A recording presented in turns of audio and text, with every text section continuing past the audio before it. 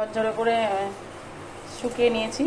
এই দেখো ফ্যানের হাওয়াতে দিয়ে, রোদেও দিতে পারো, অসুবিধা নেই।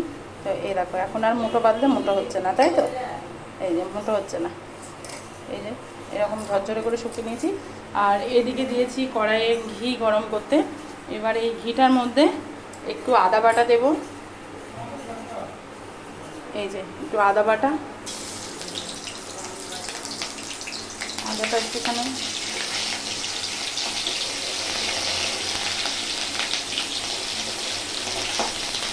নেড়ে নিতে হবে।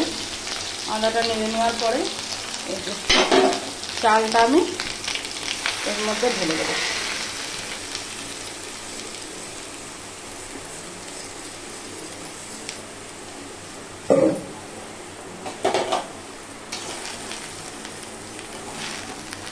এবার সুন্দর করে এটাকে আমি ভেজে নেব চালটাকে। চালটা যত ভালো ভাজা হবে পোলাওটা তত টেস্ট হবে এবং ভালো হবে। এবং চালটাকে আমি একটু নেড়ে নেব। তো আবার দেখাচ্ছি তোমাদের নেক্সট ভিডিওয়।